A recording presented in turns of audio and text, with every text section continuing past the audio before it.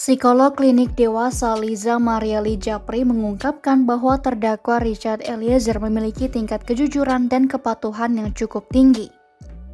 Hal ini diungkapkan Liza saat hadir sebagai saksi ahli dalam sidang lanjutan kasus pembunuhan berencana terhadap Brigadir Yosua pada Senin 26 Desember 2022.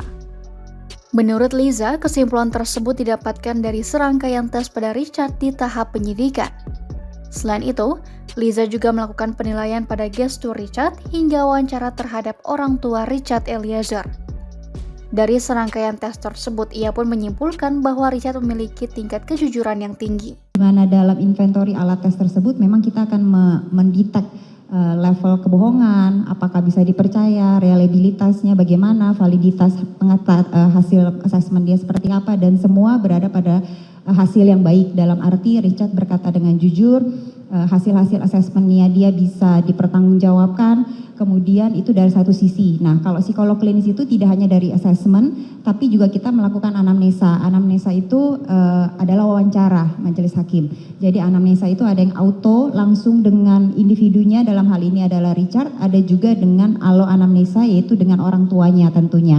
Dari hasil wawancara tersebut, dari observasi, semua tanda-tanda menunjukkan bahwa ada tingkat kejujuran yang cukup tinggi, dalam arti ceritanya runut, kemudian gestur tubuhnya juga kita bisa membedakan mana gestur yang sedang berbohong atau tidak benar, mana gestur yang mengatakan kejujuran. Kemudian setelah itu kita cross check dengan pihak orang tua, walaupun di waktu dan tempat yang berbeda, tapi dua-duanya kurang lebih mengatakan hal yang sama. Dalam sidang ini, tim kuasa hukum Richard Eliezer menghadirkan 3 saksi ahli. Ketiganya adalah psikolog klinik dewasa Liza Marieli Japri, psikolog forensik Reza Indragiri Amril, dan Romo Frans Magni Suseno selaku guru besar filsafat moral.